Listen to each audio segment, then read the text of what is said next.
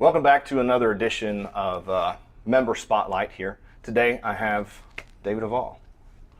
David, how long have you been training here at the gym? 2 years, October. Excellent. And just real quick, give us your starting numbers and where you're at now. Squat was 115, I'm at 330, and Okay. deadlift was 125, I'm at 385.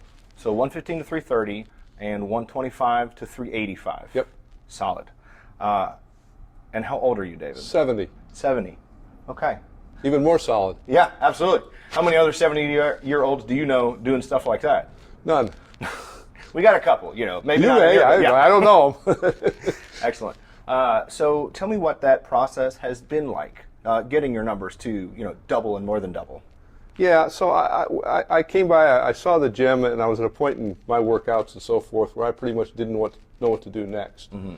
And I had squatted when I was in college, and just the opportunity to get back in the gym and do that kind of weightlifting was just really appealing. Mm-hmm. And it's turned out just perfect for what I wanted to do. I've been able to make progress physically in ways that there's nothing else I could have done that would have done this. And so I've just been really pleased.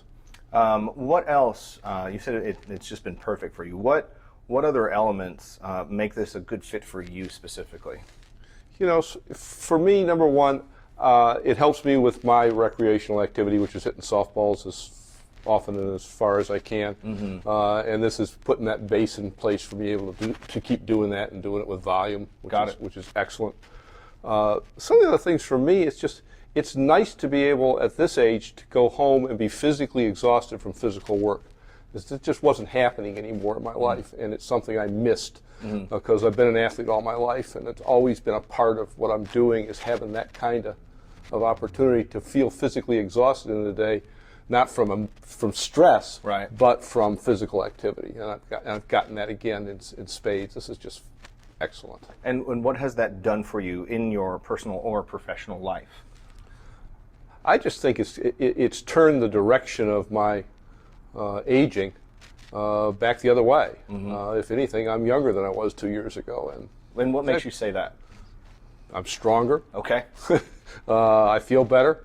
I'm getting better night's sleep because, again, I can go to bed exhausted and get to sleep. And right. It's pretty much perfect. Sorry. That's great, man. I don't know how else to describe it. No, that's fine.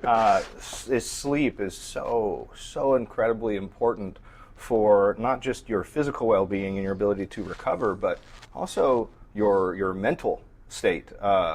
They've done research where people that are constantly sleep deprived function at the same level cognitively as those who are legally inebriated. Yeah. No, it's one of the things I had already begun before I got here. Again, I'd been doing some things to get physically more active and get back on the path. And one of the things I had done is I changed from 7 hours a night to 9 hours a night. And that's made a big difference. That needed to happen. And I did that. The other thing I always do is I make sure I get out in the sun. Mm-hmm. I think that's part of your health as well, and that's the softball does that. I get out. I usually hit with my shirt off just to get some sun for no other reason. Right. But I think that's part of the package as well. How frequently do you go out and hit softballs? I hit softballs right now about twice a week. Okay. I'd like to get more. Okay. And how has getting stronger, essentially doubling your strength, how has that impacted your performance or your ability just to enjoy it? Well, the first thing it's done is my back was fatiguing when I was hitting, and that's starting to. It's still coming back to where it needs to be, but that's really on the right path now, and so I can go out and hit volume and still enjoy it without the back getting tired as time goes on. So that's a big plus. Also, it's increased my distance, which is what hitting the ball as far as I can is all about. Of course. So we're not back to where I was, but we're in the right direction. And so, not back to where you were, meaning what? 5 years ago. 5 years ago. Yeah. Okay. Which was still not that far back, but it had begun to deteriorate. That's why I say this is reversing the aging for me, and that's pretty neat. Yeah. I mean, anytime you have the chance to, roll the clock back, who wouldn't want that? It's just satisfying. I mean, you've gotten a chance to see my personality in the gym, and I think I think when I put down my goals, the first goal I put down probably put you guys off a bit because I said I want to make sure I don't get injured. Sure. Yeah. You know, and No, that's nice, but understandable. you know, you need to realize you're in here working hard and all that. But as you can tell, as time went on, I think I put that down first to remind myself because Right. I forget pretty easily.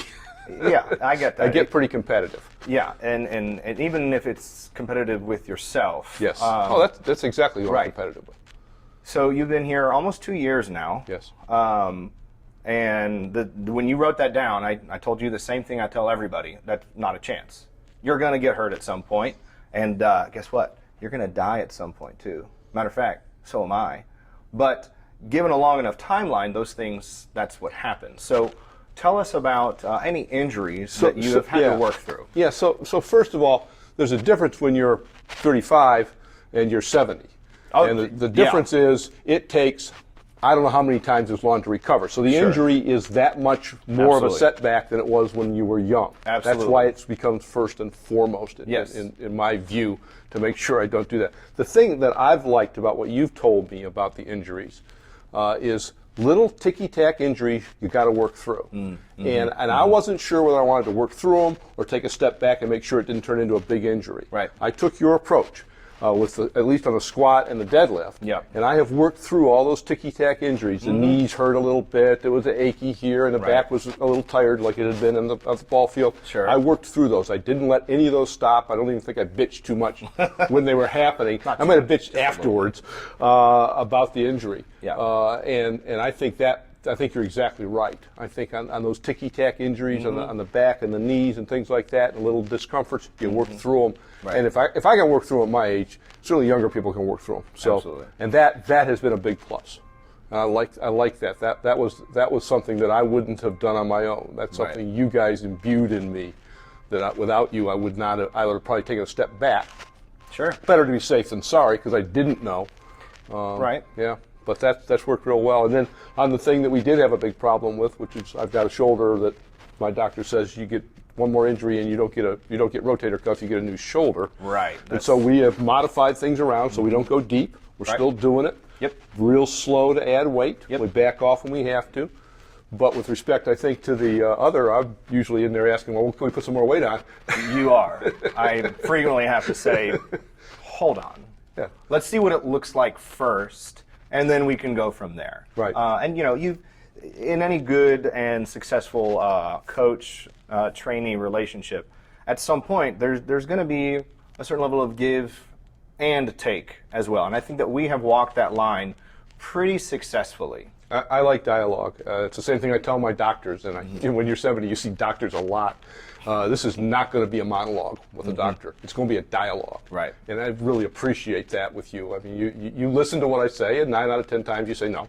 But 1 out of 10 times you say yes. And that's a dialogue, and that's great. Sure. Yeah, And absolutely. yeah. And the things that we use to kind of evaluate and determine like what is appropriate, when do we need to scale back, it really, that too is dialogue, because that information is coming from you. Even if you're not saying anything verbally, I'm watching you on the platform, I'm watching the bar speed, Right. I'm watching your technique, and then I'm also asking you follow-up questions. So even that process, even though you're not saying anything, your body and your movement is saying plenty. So that's part of the dialogue too. Yeah, and listen, you've been patient. You took me, and I wasn't overly willing to do everything and anything you said right up front. Let's talk about that here in a second too. But I was listening, and as time went on, and I got more confidence in it, and I saw what you guys were doing, I began to do exactly the things you asked me to do, and pretty much I'm on the page now. But it Yeah. took a little bit of time, Yeah. and I appreciate you taking the time to let me get there. Sure. So let's talk about that here, because this is kind of funny. What hang-ups and reservations and prerequisites did you have coming in the gym? I had no concerns. I was so excited about Ripto and the starting strength program. I'd read Ripto before, and I was familiar enough to know he was the guy. Yeah. So I had no reservations about that. My my life is pretty quick. I got to get back to what I'm doing. And I found even with softball hitting, I go out to the ball field, and if it ain't 100 degrees, I pretty much hit in jeans and head back to the office. And I asked you, I said, I want to be able to hit it to work out in jeans. And you said, well, you know, they got the stretchy jeans you could use. I said, no, I'm going to the ones I'm going to wear back to the office. Levi's. These, the same thing I got on right now, Wranglers, as it turns out. Wranglers, got it. And you let me do that for a while, and then you said, you know, we think it's impeding you, and it's stopping you from getting the depth. And I said, okay, and I went to sweatpants, and so I'm doing that now. We had a few little things like that, but you know, I'm pretty much where everybody else is now, and happy to be there. There you go. You know, sometimes you can't just turn a truck around on a dime. You know, you got to ease into the turn, And so when David first signed up, quite literally, a condition of his membership was that he be allowed to wear jeans to the gym. Yep. And he was allowed to wear jeans. And if you wanted to wear jeans today while lifting, that's fine too. But what I will say is, again, dialogue, you know, you're going to have a hard time getting to full depth in those jeans at this point. Exactly. So, you know, took care of itself. But the other thing I realized is so when you're doing your first fives and you're doing it, and frankly, they were pretty easy at first. Sure. And so you're in here and you're doing it, and they say, you know, you take 3 minutes in between, and you're saying, I don't need 3 minutes. Now I'm just praying for 5 minutes. You know, how about 6? You want to go before me? Right. That's okay, not a problem. Right.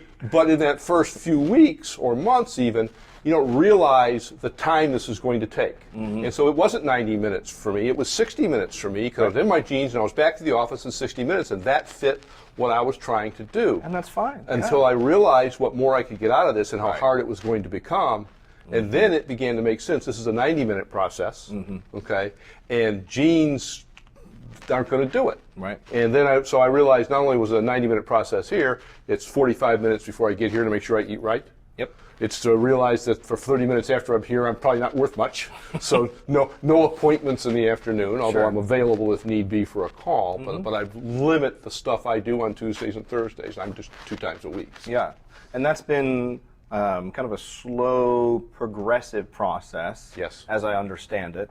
And I think that is really just a testament to how important this is to you, and continuing to train, continuing to get stronger, that you have reorganized certain aspects of your life in order to facilitate that. Yeah, and again, I was willing to put an hour and 15 minutes in.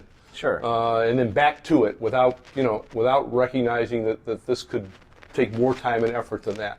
But when I saw the benefits and I saw what was available, I reorganized. Yeah. And I went from, as I told you, I was started at 7 o'clock in the morning, and that just got too difficult physically, particularly coming back in COVID where I didn't want to be stressed. So when we came back from COVID, I moved it from 7 a.m. to noon. Yeah. Now that complicates my day more, but I know I'm going to get a good night's sleep now, so that seems more important. So yeah, it takes time to kind of feel what this is going to be and how much energy and effort it's worth, but it's all worth it. That's great. Tell me a little bit about the crew that you train with at Noon. What's that environment like? What's that community kind of like? Tell me about it. Yeah, well, the community at Noon is it started off with pretty much just a couple of us over 60, and then some young guys in here. There was the one guy who came in and got all the way up to 3 sets of 5 at 4:05 before he broke a sweat. We all hated him. He wasn't that young. I mean, he wasn't in his 20s. Well, he's in his 30s. Late 30s. Which for me is young. Fair enough. Just clarifying for the viewers, okay?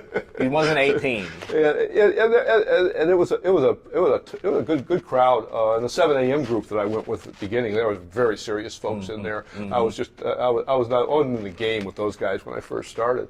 But I think you hold your own now if you wanted to. I kind of get there, but they're still probably still. Anyway, but as time has gone on, that Noon class has added up. I got a couple of 75-year-olds and a 60-year-old and a 50-year-old, and every once in a while a youngster comes in. But it's a pretty snippy group. You wouldn't want to misload your bar and think somebody wouldn't comment on it. This is true. somewhat negatively. This is true. Yeah, it doesn't seem to be anybody in there that's a shrinking violet. Everybody seems to handle it pretty well. Yeah. So it works out real nice. It's a great group. I think it's a lot of fun. I really enjoy that class. I enjoy having you in that class. I enjoy all the other members in that session. It's honestly, I mean, it doesn't feel like work when I'm here training you guys. So I have a blast. Good. So, man, thank you for being a part of that group, being a part of the gym and the community here. Thank you for sharing your experience with the rest of our viewers. Is there anything else that you'd like to share? No, just like I say, it couldn't be any better for me. This is just absolutely the perfect thing for me at this point in my life, and it came just in time as far as I'm concerned. So thank you. Absolutely. Thank you. All right. We'll see you on the platform tomorrow. That's correct. Okay.